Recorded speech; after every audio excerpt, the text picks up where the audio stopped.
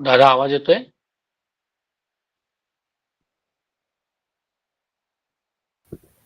हा येतोय सर. हा ठीक.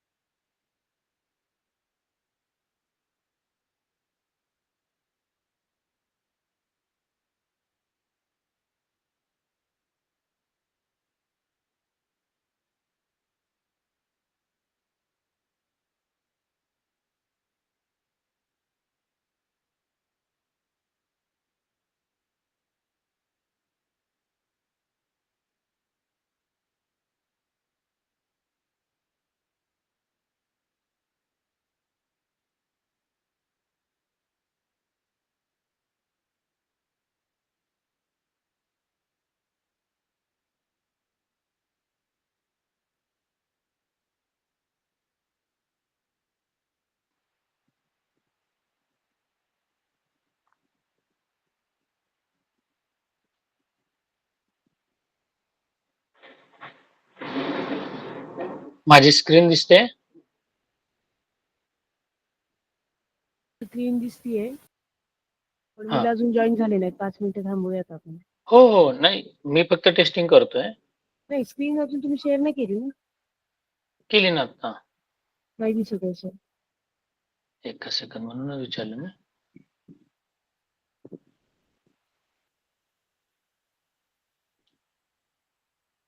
कंटिन्यू.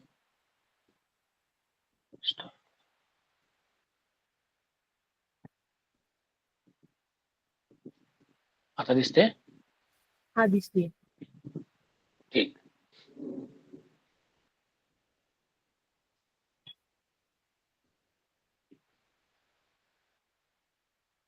पुण्यामध्ये पाऊस आहे का? पाऊस आहे ना.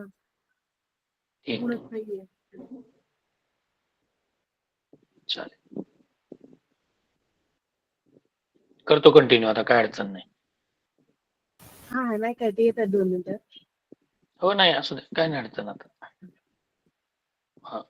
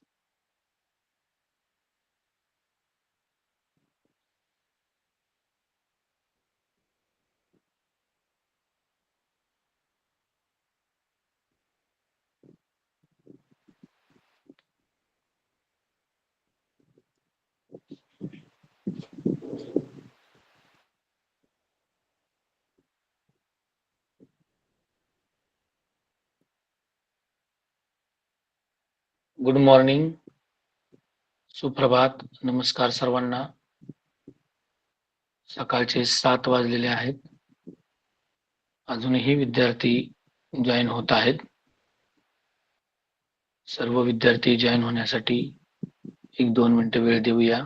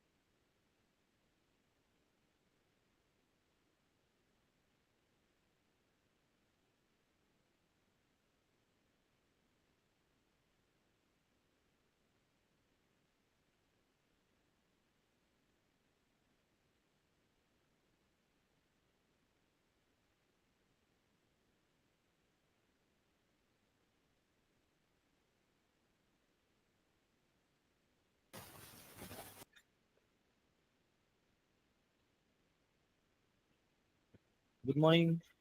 Good morning sir. Good morning sir.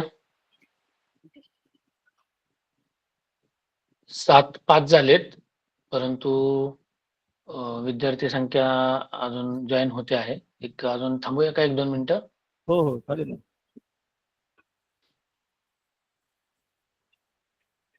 काय झाले, बऱ्याच ठिकाणी पाऊस झाला. हो हो, पाऊस झाला आहे, सुरू आहे. विजा वारं सगळीकडे चालू आहे. त्यामुळं कदाचित काही जणांचं इंटरनेट किंवा कनेक्शन, लाईट या सगळ्या गोष्टीचा विचार करता वेळ लागेल. देऊया आपण 2 मिनिटं.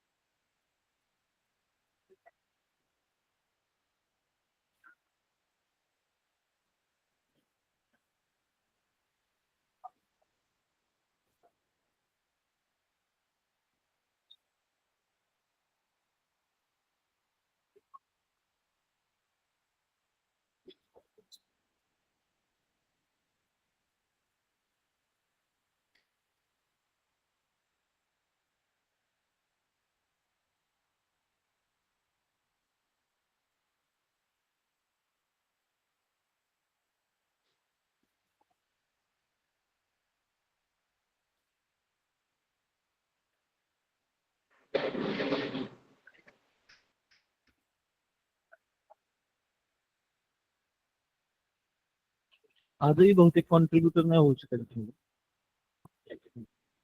काहीतरी इश्यू आहे नाही. कालपासून इश्यू आहे. बर.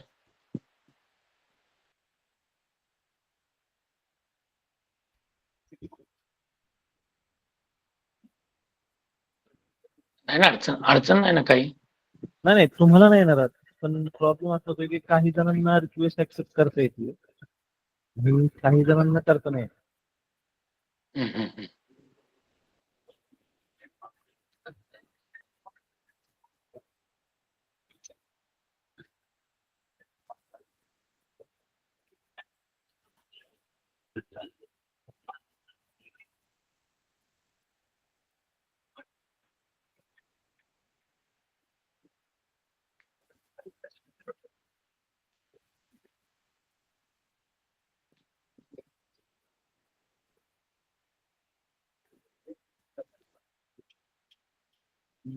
आपण सेटिंग मध्ये तर सगळं बरोबर केलेलं आहे.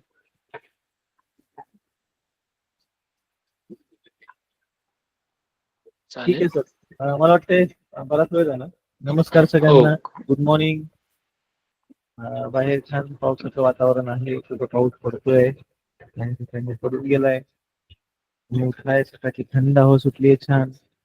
फ्रेश मूड मध्ये आज आपण काय करणार आहोत, आजचं सेशन सुरू करणार आहोत. सर्वांचं वेलकम. Good morning. आणि मार्गदर्शक शिक्षकांना मी विनंती करतो की कृपया त्यांनी आजचं सेशन सुरू करा.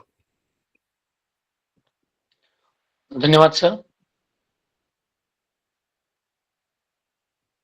सर्व विद्यार्थी पालक यांना नमस्कार, सुप्रभात.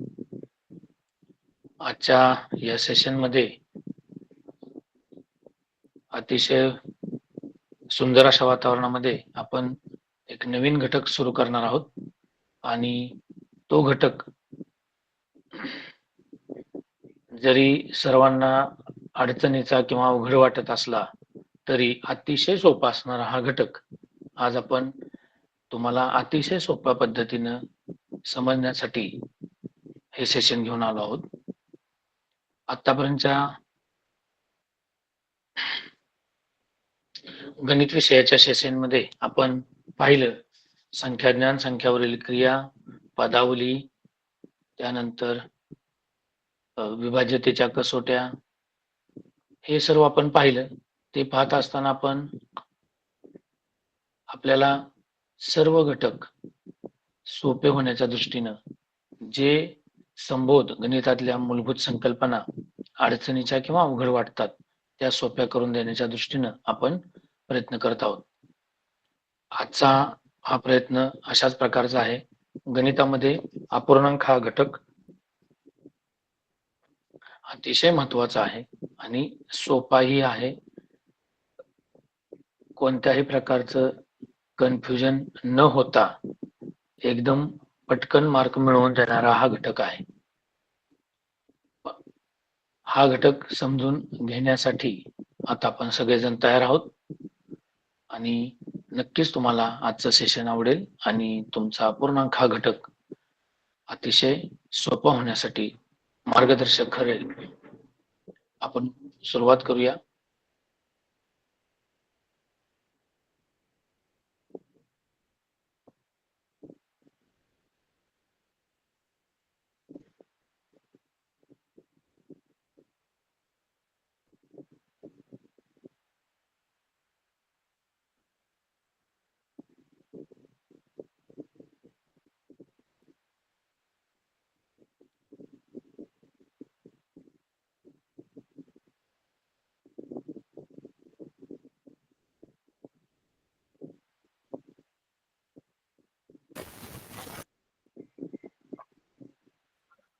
दिसते सर तुमची स्क्रीन?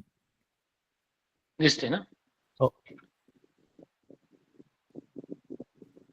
फुल दिसते का? हो हो. हे मध्ये नो स्पीकर नोट्स म्हणून एक विंडो दिसते, ती नाही ना तुम्हाला दिसत?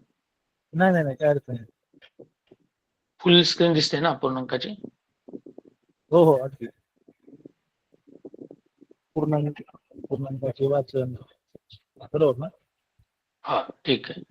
नाही, मला इथं दिसताना साईडला राईट साईडला 1 of 9 मध्ये नो स्पीकर नोट्स म्हणून एक विंडो आली. अच्छा ठीक नाही, त्याचा नाही काय प्रॉब्लेम. ते तुमच्या प्रेझेंटेशन करायचे, तुमचा कॉल गुगल मीट. ठीक आहे, म्हणजे आता तुम्हाला क्लिअर दिसतोय, म्हणजे काढायचं नाही, पूर्ण स्क्रीन दिसते. पूर्णांकाची स्क्रीन दिसते आम्हाला, बरोबर? Okay okay sir, okay. चला, तर मित्रांनो, आज आपण सुरू करतोय अपूर्णांक या घटकाला. अपूर्णांक हा घटक अतिशय सोपा आहे. सोपा या अर्थानं की मला गणितामध्ये हा घटक या पासून सुरू होतो, म्हणजे आत्ताच्या आपल्या अभ्यासक्रमापासून सुरू होतो, तो शेवटपर्यंत आपल्याला गरजेचा आहे. व्यवहारामध्ये तर सतत या घटकाचा आपल्याला उपयोग होत असतो आणि तो आपण पाहणार आहोत. आता जेव्हा एखादी संख्या किंवा एखादी वस्तू किंवा एखादी गोष्ट पूर्ण नसते, त्यावेळेला ती अपूर्ण आहे असं आपण म्हणतो. म्हणजे पूर्ण नसलेली गोष्ट ती अपूर्ण, ही साधी आणि सोपी संकल्पना आपल्याला लक्षात ठेवायची. जी गोष्ट पूर्ण नाही ती अपूर्ण. आता इथं अपूर्ण आणि अपूर्णांक, अपूर्णांक हा संख्यांच्या बाबतीत, अपूर्ण आणि अपूर्णांक म्हणजे अंकांच्या बाबतीत, म्हणजे थोडक्यात संख्यांच्या बाबतीत. म्हणजे थोडक्यात ज्या संख्या पूर्ण नाहीत त्या अपूर्ण, ज्या संख्या पूर्ण आहेत त्या पूर्णांक, ज्या संख्या अपूर्ण आहेत त्या अपूर्णांक. पहा, इतकं सोपं आहे. एखादी गोष्ट, एखादी वस्तू, एखादी संख्या पूर्ण असणे आणि अपूर्ण असणे. जी गोष्ट पूर्ण नाही ती अपूर्ण. मग पूर्णांक आणि अपूर्णांक, अंक जोडला शेवट, म्हणजे संख्यांच्या बाबतीमध्ये एखादी संख्या पूर्णांक असते आणि एखादी संख्या अपूर्णांक असते. ही दोन विधान आहेत. मग पूर्णांक संख्या आपल्याला माहित आहे, 1 2 3 4 5 6 सगळ्या पूर्णांक संख्या आहेत. आणि अपूर्णांक म्हणजे काय, तर ती पूर्ण नाही.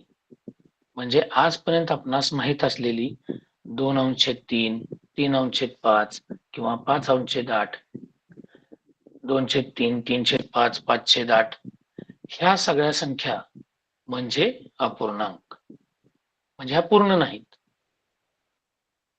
मग हे नेमकं कसं, हा अपूर्णांक नेमका कसा तयार होतो, हा अपूर्णांक आपण नेमका कसा दर्शवला जातो, हा अपूर्णांक म्हणजे काय, त्या अपूर्णांकाचा नेमका अर्थ कसा असतो, त्या अपूर्णांकांच्या बाबतीमध्ये आपणास कोणकोणत्या क्रिया कराव्या लागतात, त्यानंतर त्या अपूर्णांकांचा आपला दैनंदिन जीवनामध्ये वापर करत असताना आपण काय करत असतो, कसा करतो, या सर्व घटकांची माहिती आपण इथून पुढे घेणार आहोत.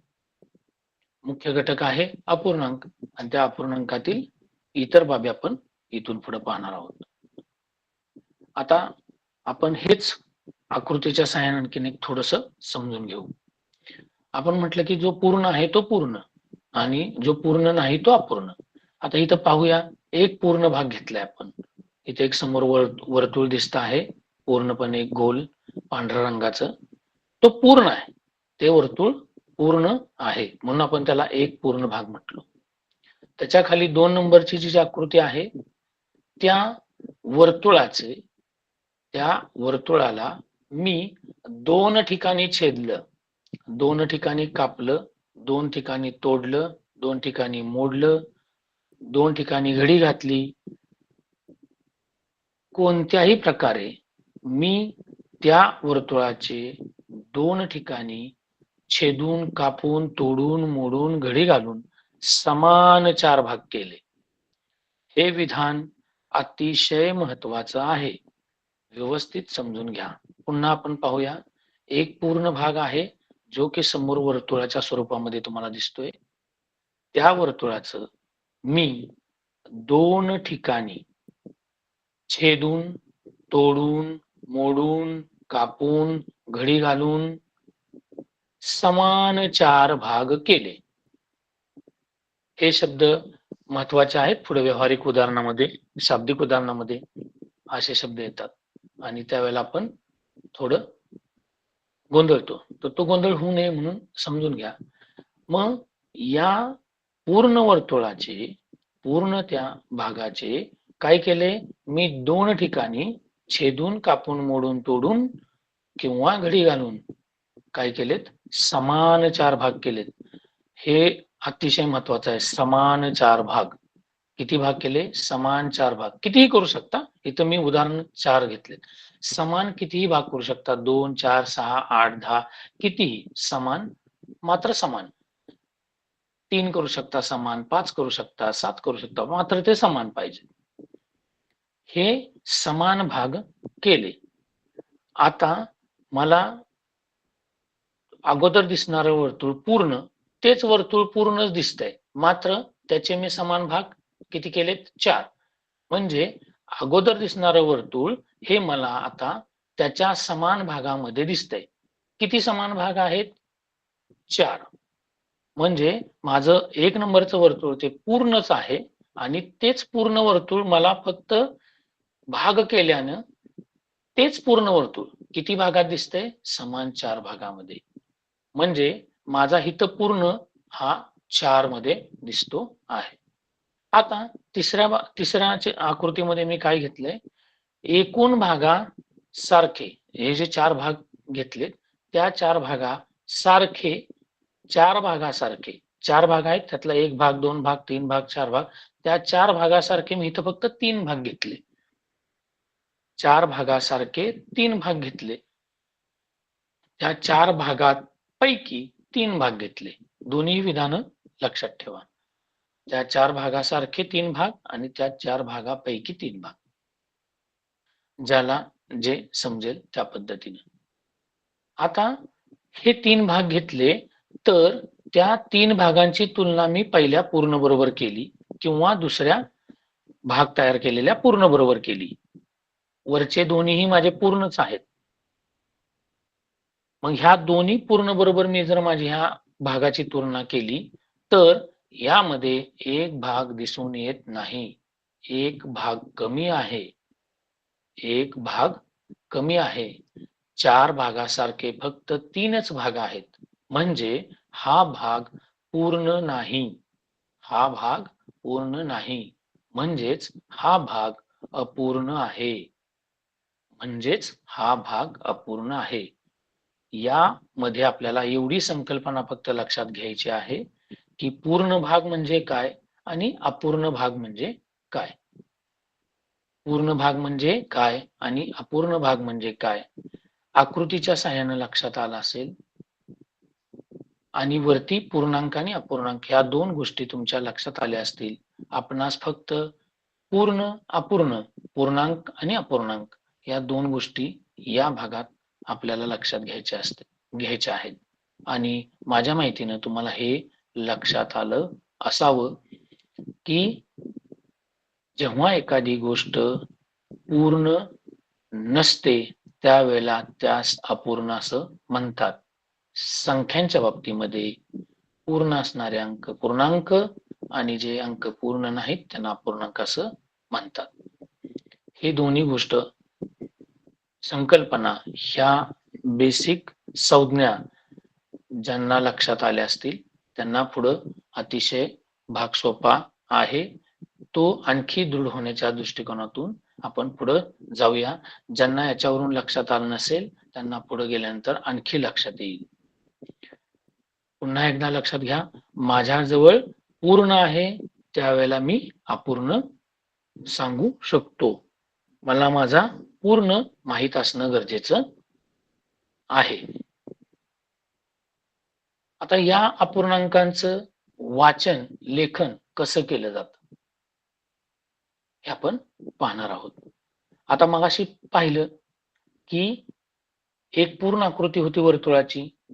त्या वर्तुळाला आपण काय केलं, दोन ठिकाणी समान भागामध्ये छेदलं, कापलं, तोडलं, मोडलं, घडी घातली आणि काय केलं, समान चार भाग केले. म्हणजे हे समान भाग करण्याची जी क्रिया आहे ती क्रिया म्हणजे छेदण्याची क्रिया.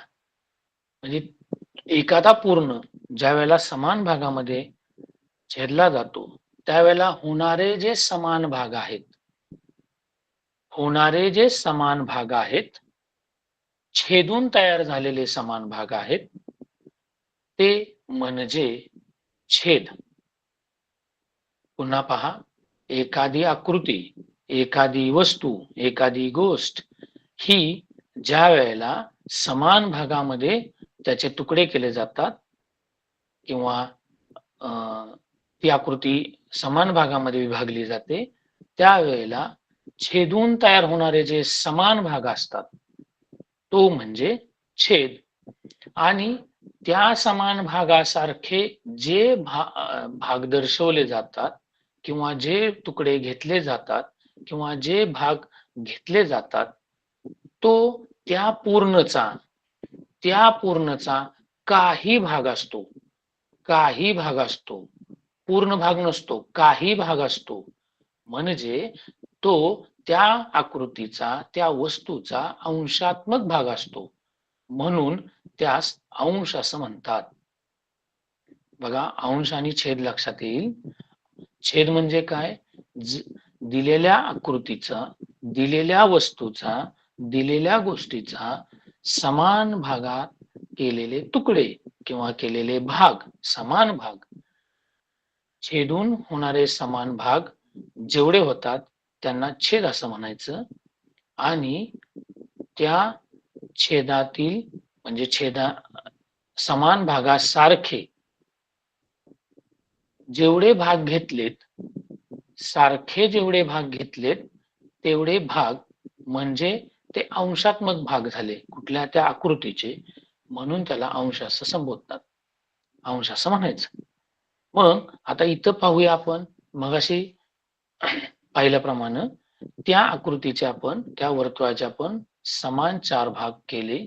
त्या समान चार भागासारखे आपण तीन भाग घेतले. तीनच का घेतले, एकही घेऊ शकतो, दोन्ही घेऊ शकतो, पाचही घेऊ शकतो, पण तीनच आपल्याला समजण्यासाठी आपण इथं सुरुवातीला तीन भाग घेतले. मग एकूण भाग म्हणजे माझा पूर्ण, म्हणजे त्या पूर्ण आकृतीचे मी समान कितीही भाग करू शकतो. कितीही भाग झाले, छेदून जेवढे भाग तयार होतात ते म्हणजे पूर्ण भाग. म्हणजे माझी पूर्ण आकृती माझ्या लक्षात येते, वर्तुळ आहे, मात्र त्या वर्तुळाला मी आता काय केले, समान छेदले, छेदून समान भाग केले, ते भाग झाले 4 आणि ते 4 भाग म्हणजे माझा पूर्ण, म्हणून छेदून तयार झालेले एकूण भाग 4 त्यालाच आपण छेद म्हणतोय. तो आपण इथं लिहिले 4 आणि एकूण भागासारखे अंशात्मक भाग जे घेतलेत आपण इथं घेतलेत 3 म्हणून अंश 3. या अपूर्णांकाचं वाचन अंश व छेद अशा स्वरूपात करतात. अशा स्वरूपामध्ये करत असतात. अंश हा वरती लिहिला जातो, छेद हा खाली लिहिला जातो. वरती लिहिण्याचं कारण अंशात्मक रूप आहे, खाली लिहिण्याचं कारण छेद आहे, तो पूर्ण आहे. त्या पूर्णामधील काही, त्या पूर्णासारखा, पूर्णाचे जे समान भाग केलेत त्याच्या सारख्या काही अंशात्मक भाग आपण घेत असतो, ते म्हणजे अंश. आणि जे पूर्ण भाग आहेत, ज्या पूर्णाचे समान केलेले भाग आहेत, ते आपण कुठं लिहित असतो, खाली. त्यालाच आपण छेद असं म्हणतो. अपूर्णांकांचं वाचन अंश व छेद हे तुमच्या लक्षात आलं असेल. अंश कोणास म्हणायचं आणि छेद कोणास म्हणायचं. एक उदाहरण सर्वांना माहित असणार, एकदम सोपं जवळचं उदाहरण घेऊया. सर्वांना आता उन्हाळ्यामध्ये सर्वांनी कलिंगड खाल्ले असतील किंवा आपण नियमित खातो तो सफरचंद. घरामध्ये एक सफरचंद आणला, एक सफरचंद म्हणजे तो पूर्ण असतो. तो सफरचंद पूर्ण समान भागामध्ये आई त्याची फोडी करत असताना समान भागामध्ये करते. ज्या वेळेला त्या सफरचंदाच्या फोडी समान भागामध्ये होतात, त्यावेळी तो पूर्ण तेवढ्या भागामध्ये छेदला जातो सुरीनं आणि त्याचे समान भाग होतात. म्हणजे तो एक सफरचंद पूर्णच आहे, मात्र तो सुरीनं कापल्यानंतर त्याचे समान भागात तुकडे झाले. जेवढे काही तुकडे होतात तो म्हणजे पूर्ण. मग जर समजा आईनं त्याचे 5 तुकडे केले, जर घरामध्ये 5 माणसं असतील तर आई समजा 5 तुकडे करेल, मात्र ते समान करते. आणि ते समान 5 तुकडे जर केले तर ते 5 तुकडे प्रत्येकाला आई एक एक वाटते. म्हणजे प्रत्येकाला त्या पूर्णातला, त्या एका सफरचंदातल्या 5 तुकड्यातील एक अंशात्मक भाग फक्त देते. संपूर्ण सफरचंद देत नाही, एक एक तुकडा देते. म्हणजे सफरचंदाचा पूर्णातला अंशात्मक भाग जातो. म्हणून जर त्यापैकी तुम्हाला एकच तुकडा मिळाला तर तुम्हाला काय मिळाला, त्या पूर्णचा एक भाग मिळाला. तुम्हाला त्या पूर्णचा एक भाग मिळाला म्हणजे एक हा तुमच्यासाठी अंश आहे आणि त्या सफरचंदाचे पूर्णचे एकूण 5 तुकडे झाले होते, ते 5 म्हणजे छेद. म्हणजे तुम्हाला जो मिळालेला भाग आहे तो अपूर्णांकाच्या भाषेमध्ये 1 अंश छेद 5 हा आहे. याच्यावरून तुम्हाला अंश आणि छेद म्हणजे काय लक्षात आलं असेल आणि अपूर्णांक म्हणजे काय हेही लक्षात येण्यासाठी नक्कीच मदत झाली असेल. हे तुम्हाला दृढीकरणासाठी उदाहरण अतिशय सोपं आहे आणि तुमच्या लक्षातही आलं असेल. पुन्हा एकदा आणखीन अपूर्णांकाचा अर्थ आपण व्यवस्थितपणे पाहूया. हा अपूर्णांकाचा अर्थ समजून घेताना एकच गोष्ट लक्षात ठेवायची आहे, मला पूर्ण माहित पाहिजे. मला पूर्ण माहित पाहिजे तरच मला अपूर्ण सांगता येतो. आणि मला पूर्ण हा टोटल व्हिज्युअलाइज झाला पाहिजे, म्हणजे मला दृष्टिक्षेपात असला पाहिजे. म्हणजे मी सफरचंद म्हटल्या मला पूर्ण सफरचंद दिसतंय, कलिंगड म्हटल्या मला पूर्ण कलिंगड दिसतंय, एखादं पुस्तक म्हटल्या मला पुस्तक दिसतंय, एखादी टाकी पाण्याची म्हटल्या टाकी दिसते, एखादी भिंत म्हटल्या भिंत दिसते. मी ही जी उदाहरणं सांगतोय, नावं घेतोय, याच आधारानं शाब्दिक उदाहरणं विचारली जातात, म्हणून मी तुम्हाला सांगतो. मग हे आमच्या दैनंदिन जीवनाशी निगडीत असणाऱ्या वस्तू आहेत, गोष्टी आहेत. त्या मला समोर लगेच नजरेसमोर येत आहेत आणि त्या नजरेसमोर जर आल्या तर मला लक्षात येतंय की माझा पूर्ण काय, म्हणजे ती वस्तू किंवा ती गोष्ट ती ही माझी पूर्ण आहे. याच बरोबर संख्या मला सगळ्या माहित आहेत, कोणतीही संख्या दिली तरी ती संख्या माझ्या नजरेसमोर लगेच येते. 5236 म्हटल्या मला 5000 म्हणजे हजाराच्या स्थानात 5 आहे. 200 म्हटलं की 100च्या स्थानामध्ये शतकाच्या स्थानात 2 आहे. 36 म्हटलं की दशकाच्या स्थानात 3 आणि एककाच्या स्थानात 6 आहे. हे माझ्या समोर लगेच लक्षात येतं. म्हणजे ती संख्या मला लगेच व्हिज्युअलाइज होते आणि ती संख्या मला एकदा समजली म्हणजे मला पूर्ण संख्या समजली की लगेच अपूर्ण संख्या मला समजू शकते. म्हणजे कोणताही अपूर्णांक हा पूर्णच्या रूपामध्ये आपल्याला सांगता येतो. पूर्ण माहित असेल तर अपूर्णांक लगेच समजतो. मग आपल्याला तो नेमका कसा समजून घ्यायचा हे आता आपण पाहूया. कोणताही अपूर्णांक हा त्याच्या पूर्णच्या रूपात सांगता किंवा दाखवता येतो. आता इथं अपूर्णांक आपण उदाहरण म्हणून घेतलाय 7/9. 7/9 हे त्याचं वाचन आणि लेखन आपण पाहतोय. अक्षरी लेखन आहे 7/9 आणि अंकी लेखन आहे 7 तिरपी रेघ किंवा आडवी रेघ आणि त्याच्या खाली 9. काही तांत्रिक बाबीमुळे आपल्याला हे 7 तिरपी रेघ 9 असं इथं लिहिलेलं दिसतंय. पुस्तकामध्ये किंवा प्रिंटिंग मध्ये 7 त्याच्या खाली आडवी रेघ आणि 9 या पद्धतीने असतं आपण पुढं पाहणार आहोत. मग आता हा अपूर्णांक म्हणजे कोणताही, आता इथं 7/9 आहे, 3/5 असेल, 2/8 असेल, 1/9 असेल, कोणताही अपूर्णांक अगदी 12/26 असेल, कोणताही अपूर्णांक मला काय सांगतो? मी तो अपूर्णांक बघितल्या मला काय समजतं? तो अपूर्णांक बघितल्या मला पूर्ण लक्षात येतो का? हे या भागात आपण पाहणार आहोत. म्हणजे तो अपूर्णांक पाहिल्या मला पूर्ण लक्षात येतोय का? आपण बघितलंय पूर्णाकडून अपूर्णांकाकडं यापूर्वी आपण गेलो. पूर्णाकडून अपूर्णांकाकडे जात असताना महत्वाचा भाग काय आहे? त्या अपूर्णांकाचे छेदून समान भाग करतो आपण. होणारे जे समान भाग आहेत तो पूर्ण दर्शवतो. मग आपण इथं पाहूया होणारे समान भाग कुठं असतात तर छेदामध्ये असतात, हे आपल्याला माहित आहे. मग होणारे समान भाग छेदात असतात तर या ठिकाणी छेद आहे 9. म्हणजे मला ह्यावरून असं लक्षात येतंय की माझ्या समोर जो काही पूर्ण आहे, आता आकृतीकडे पहा, माझ्या समोर जो काही पूर्ण आहे म्हणजे पहिला चौकोन लक्षात घ्या. माझ्या समोर हा जो पूर्ण आहे आता मला दिसायला लागला, माझ्या समोर हा जो पूर्ण आहे तो असा आहे की ज्याचे छेदून समान 9 भाग केलेले आहेत. आकृती क्रमांक 2. मला आता माझा पूर्ण दिसायला लागला. मला जर पूर्ण दिसला तर मला अपूर्ण लगेच समजतो. म्हणजे मला माझा पूर्ण दिसला आकृती क्रमांक 1 असा दिसला की ज्याचे छेदून समान 9 भाग केलेले आहेत. आकृती क्रमांक 2.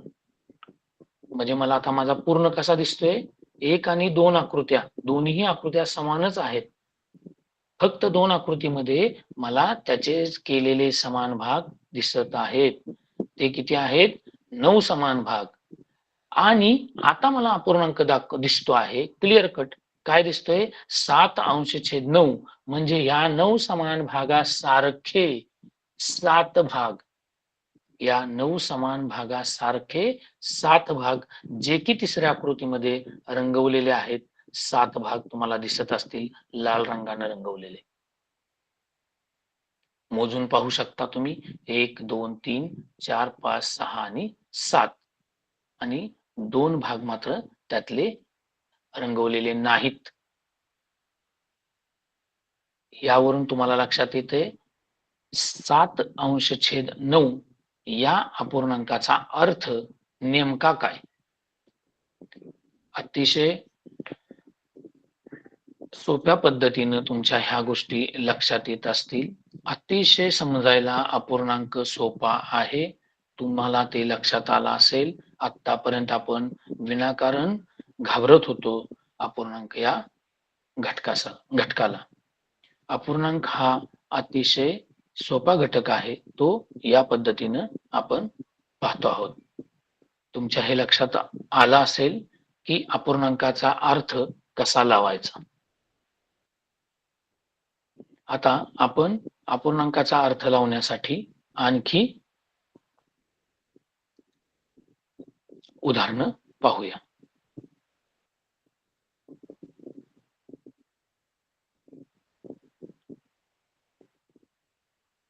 स्क्रीन दिसते आहे. हो सर, दिसते. ओके. आता आपण 7/9 हा अपूर्णांक पाहिला आणि त्याचा पण अर्थ, त्या अपूर्णांकाचा अर्थ लावला. आपण दुसऱ्या आणखीन हा अपूर्णांकाचा अर्थ लावूया. 2/5. तर या अपूर्णांकाचा आपण अर्थ लावतोय 2/5. म्हणजे मला माहित आहे की माझ्याजवळ असा एक पूर्ण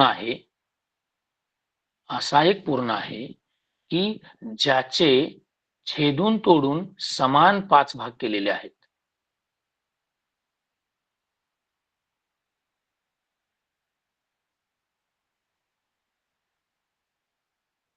पहा, आपण एक इथं गोल घेतला आणि त्याचे समान, इथं आता दिसताना आकृतीमध्ये तुम्हाला समान नाहीत, मात्र तंतोतंत त्याचे आपण समान 5 भाग ज्यावेळेला करू त्यावेळेला त्या समान भागा सारखे 2 भाग आपल्याला घ्यायचे आहेत. आणि ते 2 भाग आपण कोणतेही घेऊ शकतो. ते 2 भाग म्हणजेच हे 2 भाग जर आपण घेतले तर हा मला 2/5 हा अपूर्णांक दिसतोय. म्हणजे या समान ह्या एका पूर्णचे हा एक पूर्ण आहे आणि त्या एका पूर्णचे हा एक पूर्ण आहे आणि त्या पूर्णचे समान भाग केले आपण हे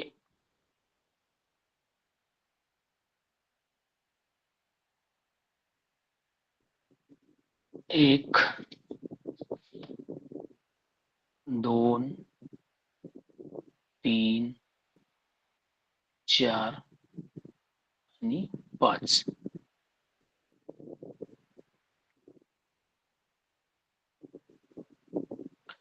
तर ह्या 5 भागा सारखे फक्त 2 भाग घेतले आपण, हा एक भाग घेतला आणि हा एक भाग घेतला, त्यावेळेला हा 2/5 हा अपूर्णांक आपल्याला दिसतो आहे.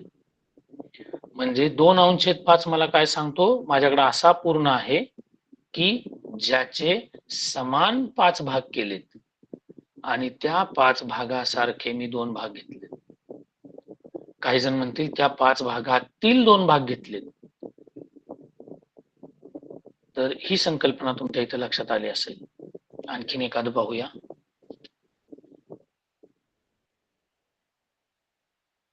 3/10. आता यामध्ये मला काय समजलंय की माझ्याकडं अशी वस्तू किंवा असं चित्र आहे किंवा अशी गोष्ट आहे की ज्याचे मी आता हा एक आयत आहे माझ्याजवळ, त्याचे मी समान 10 भाग केलेले आहेत. म्हणजे हा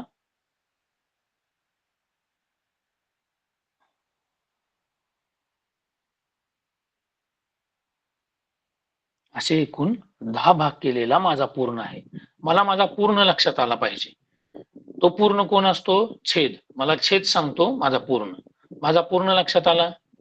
आता पूर्ण लक्षात आला की अपूर्ण काय सांगतोय, की मी काय घेतलंय ह्यातलं, तो अपूर्ण सांगतोय. मग मला दाखवायचंय काय, हा अपूर्णांक मला कसा दाखवता येतोय, तर हे 3 भाग घेतले.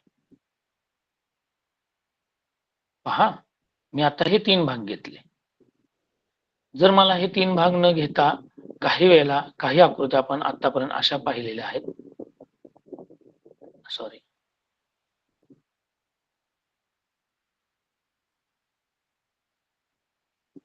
काही वेळेला आपण आकृत्या अशा पाहिलेल्या आहेत. हे 3 भाग असेही दाखवले जातात. हा एक भाग, हा एक भाग आणि हा एक भाग.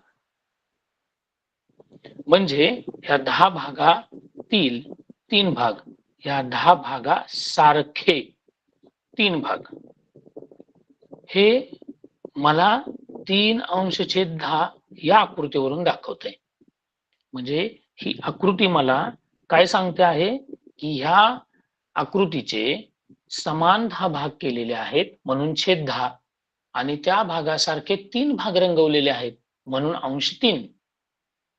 आता जर हे लक्षात आलं असेल तर तुम्हाला हे लक्षात येते का पहा.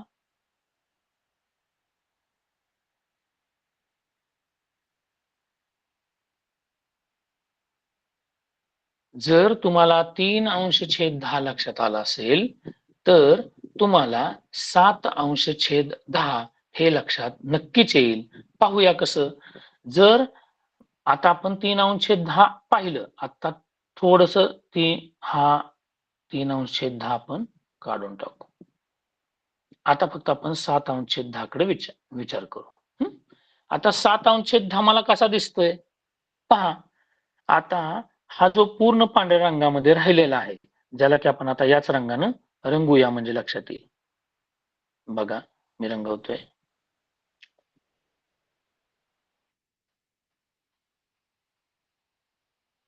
दिसले. हा 1 2 3 4 5 6 आणि 7 हे जे उरलेले 7 भाग आहेत ते 7 भाग मला दिसत आहेत. ते 7 भाग म्हणजे 7/10 आणि जे रंगवलेले निळ्या रंगानं भाग होते मगाशी, यापूर्वी रंगवलेले भाग, ते किती आहेत? 3/10.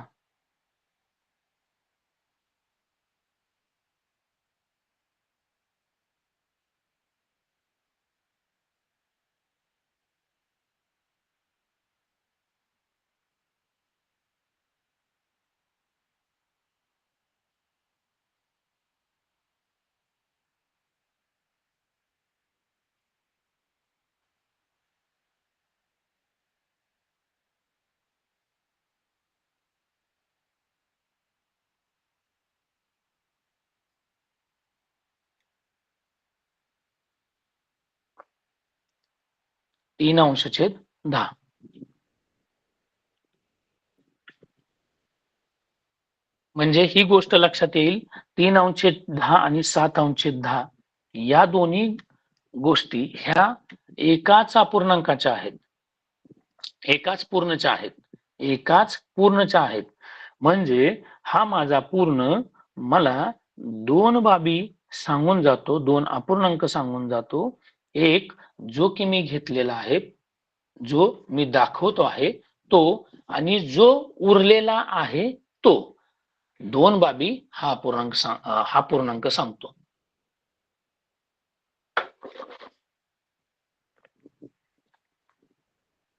पाहूया आणखी एक उदाहरण. या पूर्णचे आपण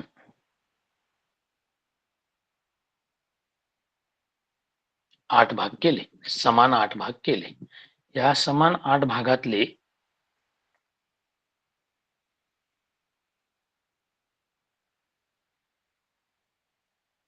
आपण 3 भाग घेतले.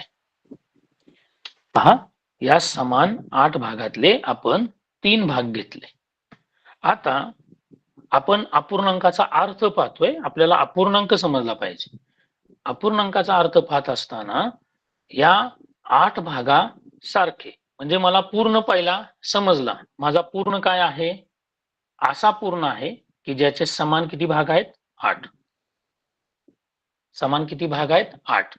मग समान किती भाग आहेत हे मला ज्या वेळेला, ज्या क्षणी समजतं, त्यावेळेला माझा छेद तयार होतो. तो छेद म्हणजे 8. तो छेद म्हणजे 8.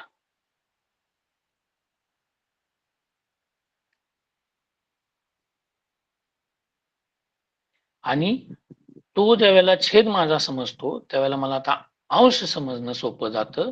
अंश हा दिलेला असतो, जो की समोर आकृतीमध्ये रंगवलेला भाग तो आहे 1 2 3. मग तो रंगवलेला भाग आहे 3. रंगवलेला भाग आहे 3. 3/8 हा झाला दृश्य स्वरूपात दिसणारा अपूर्णांक. आता न रंगवलेला भाग तुम्ही पहा, तो किती आहे? 1 2 3 4 आणि 5. मग न रंगवलेला भाग मला दिसतो आहे 5/8. आता दोन्ही ठिकाणी 8 हा छेद आहे. कोणासाठी आहे तो छेद? या माझ्या पूर्णसाठी. म्हणजे माझा दोन्ही अपूर्णांकासाठी पूर्ण समानच आहे. पूर्ण समानच आहे. या पूर्णच्या रूपामध्ये मला दोन अपूर्णांक दिसत आहेत, 3/8 आणि 5/8. दृश्य स्वरूपामध्ये दिसणारा जो की रंगवलेला भाग आहे तो 3/8 आणि अदृश्य स्वरूपामध्ये दिसणारा भाग तो 5/8. आता यावरून तुमच्या लक्षात आलं असेल की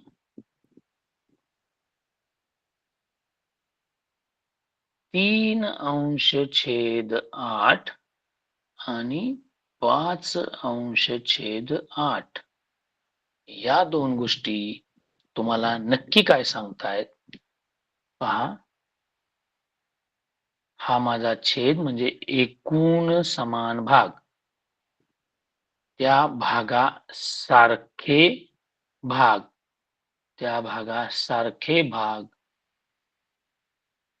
ज्या वेळेला हे आपण एकत्रित करतो त्यावेळेला ते आपल्याला एवढे दिसतात. किती दिसतात? 8. 8 पेक्षा ते जास्तही असणार नाहीत आणि कमीही असणार नाहीत. मग ज्या वेळेला हे 8 भागासारखे मी 8 भाग घेईन त्यावेळी तो माझा पूर्ण असेल.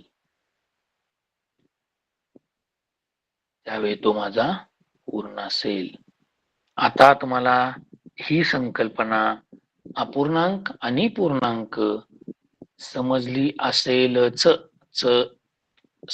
असेलच. का म्हणतोय? तर आपण पूर्ण आणि अपूर्ण दोन्ही बाजूनं पाहिलेलं आहे. दोन्ही बाजू तुमच्या लक्षात आल्या असतील आणि त्यापैकी अपूर्णांकाचा अर्थ आपण आता पाहिला. आता अपूर्णांकाचा अर्थ लक्षात आला असेल तर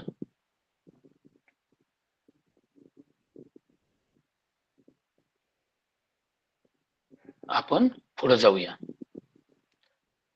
सर, माझा आवाज येतोय ना?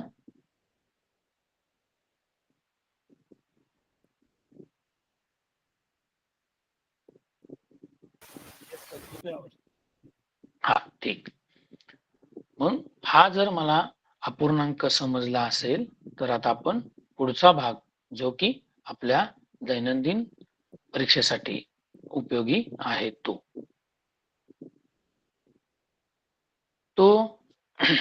भाग कोणता आपण पाहणार आहोत. इथे एक उदाहरण घेतले आपण. 2/5 हा अपूर्णांक आहे. आता ही गोष्ट लक्षात आली असेल की अशा पद्धतीची संख्येची मांडणी असेल तर तो काय असणार आहे? अपूर्णांक. हे लक्षात आले.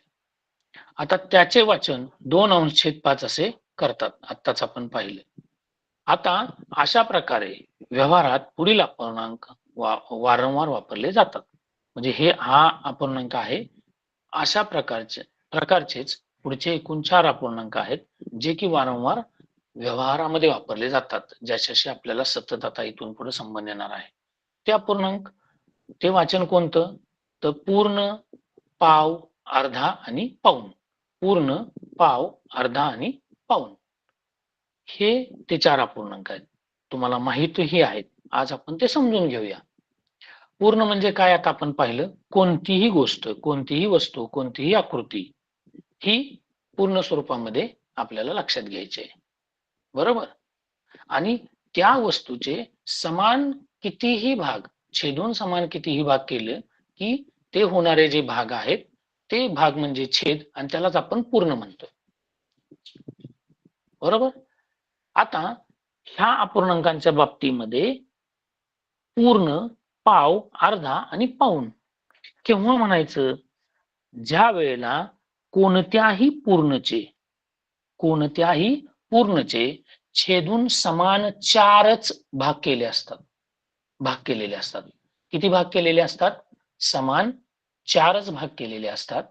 चार या अर्थानं माग आपण संख्याज्ञानामध्ये पाहिलंय की दशमान पद्धतीचा आपण गणितामध्ये म्हणजे 10, 100, 1000, 10,000, लक्ष या पद्धतीचा आपण स्वीकार केलेला आहे. आपण या पद्धतीचे गणित आपण पाहत असतो आणि म्हणून आपणास एका पूर्णचे समान चार भाग करायचे आहेत आणि त्या समान चार भागासारखे एक भाग घेतला म्हणजे त्याला काय म्हणायचं, दोन भाग घेतला म्हणजे काय म्हणायचं, तीन भाग घेतला म्हणजे त्याला काय म्हणायचं आणि चारही भाग घेतला म्हणजे त्याला काय म्हणायचं हे आता आपण पाहणार आहोत. तेच आहेत पूर्ण, पाव, अर्धा आणि पाऊण, जे की अपूर्णांकामध्ये नियमित आपणास व्यवहारामध्ये वापरायला लागतात. त्याचा अर्थ आपण आता पाहतोय. आता माझा पूर्ण आहे, तो पूर्ण समान किती भागात विभागला जाणार आहे? छेदून त्याचे समान चारच भाग होणार आहेत. हे कायम लक्षात ठेवायचं. पूर्ण, अर्धा, पाव आणि पाऊणसाठी समान चार भागामध्ये मी विभागणी करणार आहे. म्हणजे पूर्ण, पाव, अर्धा आणि पाऊणसाठीचा माझा जो पूर्ण असेल त्याचे समान किती भाग केलेले असणार आहेत? चार.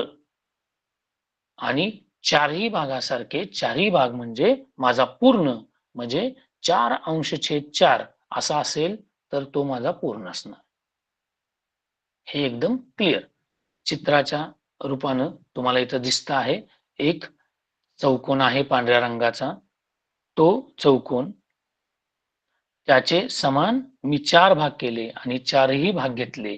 लाल रंगामध्ये समोर दिसतंय ते आहे तसाच चौकोन मी घेतला तर एक माझा पूर्ण आहे तो मला इथं दिसतो आहे. आता दुसरी संकल्पना जी आहे ती पाव. आता आपल्याला व्यवहारामध्ये दैनंदिन जीवनामध्ये एक उदाहरण नियमित माहित आहे, जे की आपल्या रोजच्या जीवनामध्ये की आपली आई ज्या वेळेला आपल्याला जेवण वाढत असते त्यावेळेला भाकरी असो किंवा चपाती असो त्यावेळेला ती नेहमी म्हणत असते, तुला भाकरी किती देऊ? एक देऊ का? अर्धी देऊ का? पाव देऊ का? चतकोर देऊ का? असे म्हणत असते. आणि हा दैनंदिन व्यवहारातला मधला शब्द आहे तो म्हणजे पाव. नाहीतर पाव म्हणजे लादी पाव नव्हे. तर पाव म्हणजे हा एकचा अंशात्मक भाग आहे. एक पूर्णचा अंशात्मक भाग आहे. तो किती? जर मी एका पूर्णचे समान चार भाग केले तर त्या चार समान भागासारखा एक भाग. किती भाग? एक भाग म्हणजे पाव. बघा मी इथं आकृतीत समोर चार भाग केलेत, चार चार समान भागासारखा एक भाग घेतलाय, तो म्हणजे पाव. लक्षात आलं असेल आकृतीवरूनही. अर्धा म्हणजे एक माझ्या पूर्णचे समान चार भाग केले असता चार मधले निम्मे म्हणजे दोन भाग. दोन भाग घेतले, अर्धा म्हणजे निम्मा. पाव म्हणजे चतकोर, व्यवहारातले शब्द. पाव म्हणजे चतकोर आणि अर्धा म्हणजे निम्मा किंवा अर्धा. ज्या वेळेला चार समान भागासारखे दोन भाग घेतले जातात तेव्हा त्यास अर्धा असं म्हणायचं. आणि आकृतीमध्ये पहा चार समान भाग त्याचे सारखे दोन समान भाग तिथे समोर घेतलेले आहेत, त्याला आपण अर्धा म्हणूया. आणि पाऊण म्हणजे काय? तर पाव आणि अर्धा मिळून होणारा पाऊण. पाव आणि अर्धा मिळून होणारा पाऊण.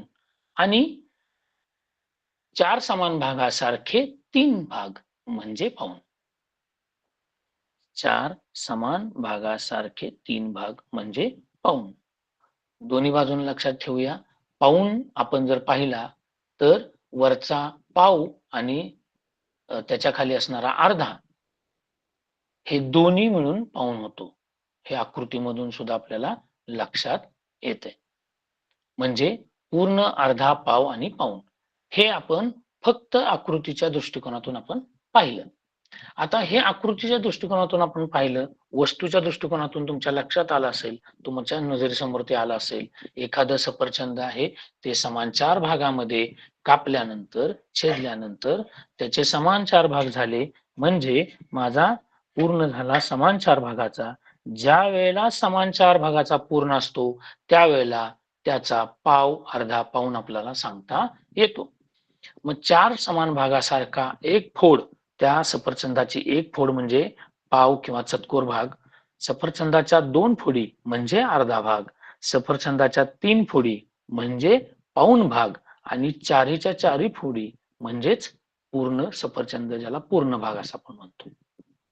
आता ही संकल्पना तुमच्या लक्षात आली असेल.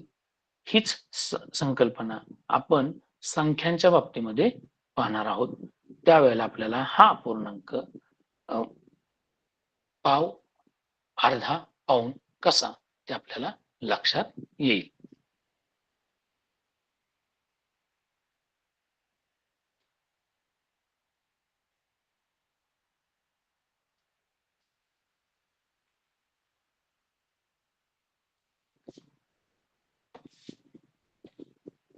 समजण्यासाठी आपण एकदम उदाहरण घेऊया. हा पूर्ण माझा घेतला, मगाशी घेतलं त्या पद्धतीने, त्याचे मी समान 8 भाग केले. पहा, बरं आपण सोप्यापासून जाऊया, 4 पासूनच जाऊया.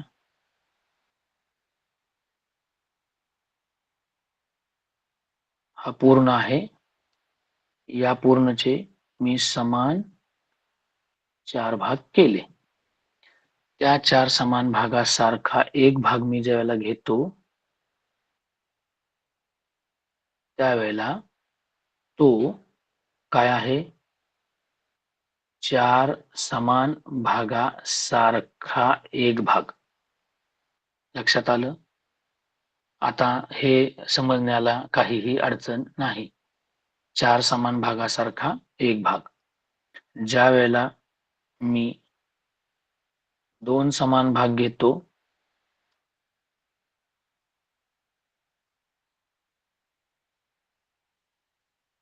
ज्या वेळेला मी 2 समान भाग घेतो,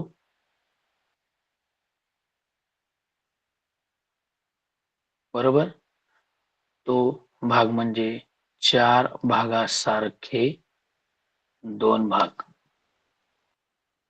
ज्या वेळेला मी समान 3 भाग घेतो,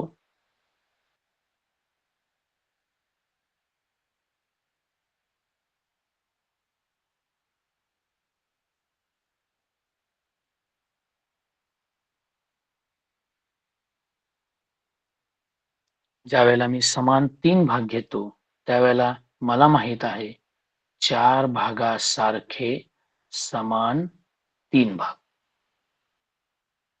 आता तुमच्या लक्षात आलं असेल की एका पूर्णचे मी ज्या वेळेला एक भाग घेतला, तो मला कसा दिसतोय, 1 भाग 1 अंश छेद 4 म्हणजे 4 समान भागासारखा एक भाग. 2 भाग घेतोय, त्यावेळेला मला तो कसा दिसतोय, 2 अंश छेद 4 म्हणजेच 4 समान भागासारखे 2 भाग आणि 3 अंश छेद 4 म्हणजे 4 समान भागासारखे 3 भाग, जो की मला इथं दिसतो आहे. मग याला मी पाव म्हणतोय. आपण पाहिलं, हा अर्धा आणि हा पाऊण. आता संकल्पना लक्षात आली असेल. पुन्हा एकदा आपण पाहूया. माझ्याजवळ समजण्यासाठी एकदम सोपं 40 ही संख्या आहे. 40 या संख्येचे समान 4 भाग केले तरच मी पाव, अर्धा, पाऊण दाखवू शकतो, हे आपल्याला माहित आहे आणि पूर्णही दाखवू शकतो. 40 चे समान 4 भाग केले तर किती भाग होतील, आपल्याला माहित आहे जर 40 असेल तर ह्या 40चे समान भाग केले तर हा प्रत्येक भाग 10 10 10 आणि 10 या पद्धतीने आपल्याला हे 10 प्रत्येकी 10 10 10 असे एकूण 40 भाग आपल्याला लक्षात येत आहेत.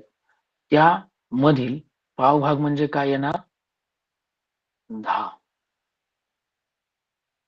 अर्धा भाग म्हणजे काय येणार 2 भाग. 2 भाग म्हणजे 10 आणि 10 20 आणि पाऊण भाग म्हणजे 3 भाग म्हणजे 10 10 10 म्हणजे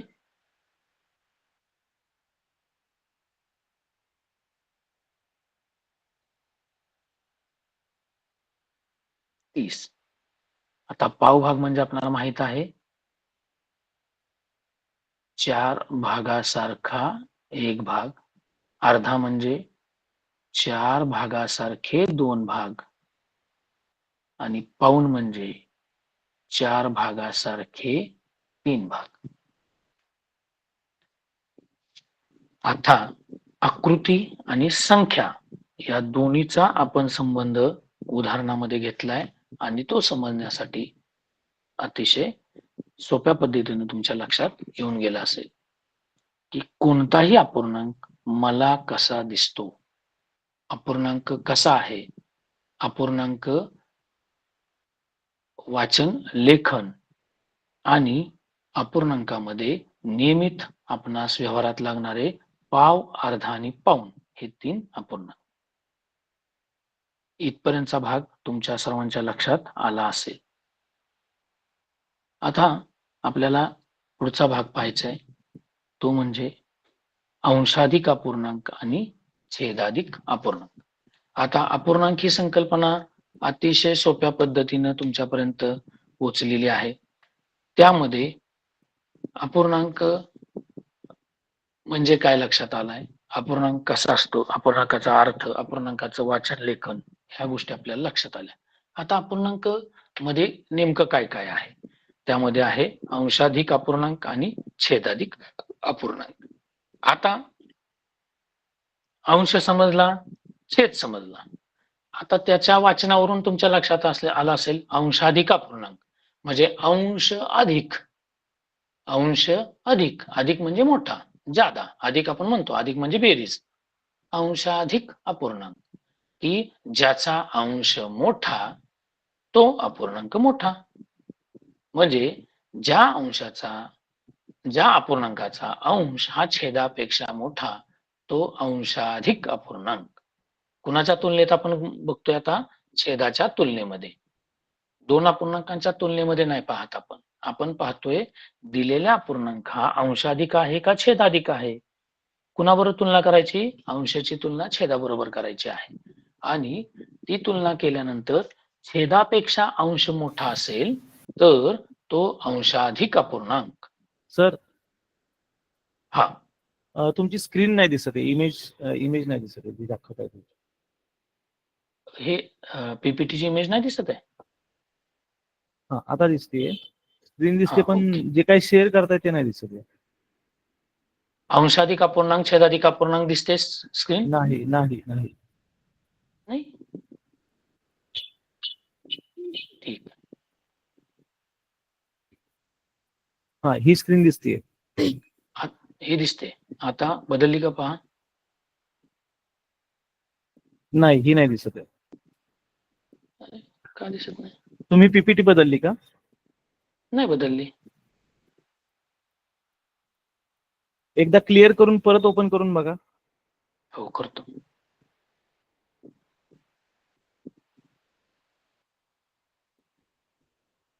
आता हा आता दिसतीये पूर्ण अर्धा ठीक, पाव वगैरे. हा ओके, थँक्यू सर.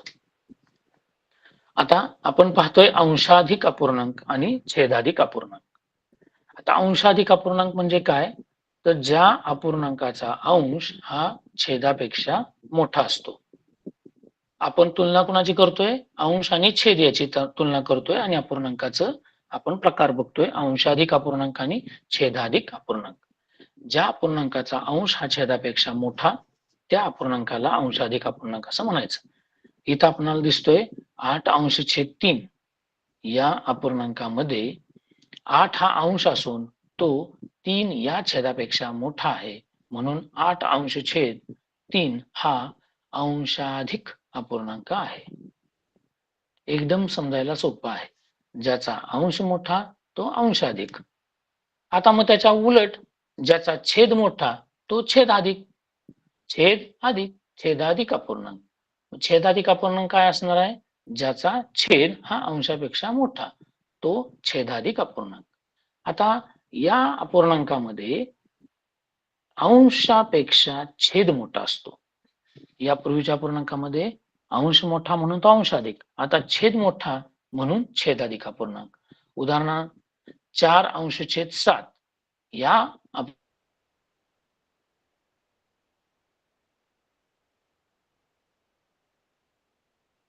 7 हा मोठा आहे. अंशाच्या तुलनेत आपण दोन्ही गोष्टी सांगितल्या. 8/3 यामध्ये 8 हा अंश 3 पेक्षा मोठा आहे. 4/7 मध्ये 4 हा अंश 7 पेक्षा लहान आहे.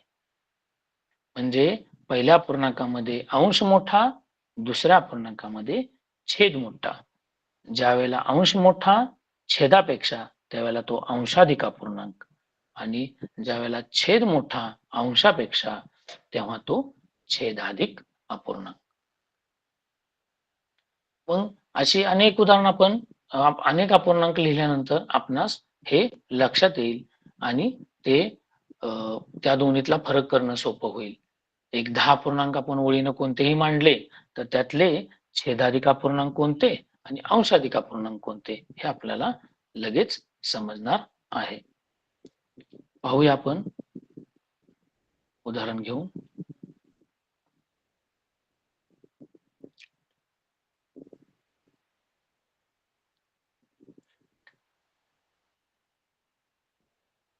तीन अंश छेद 5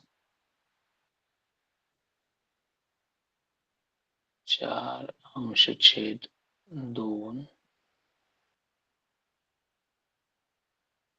6/11.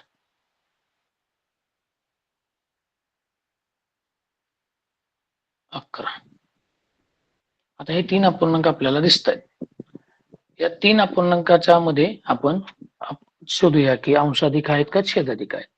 3/5 या अपूर्णांकामध्ये मोठं कोण? 5.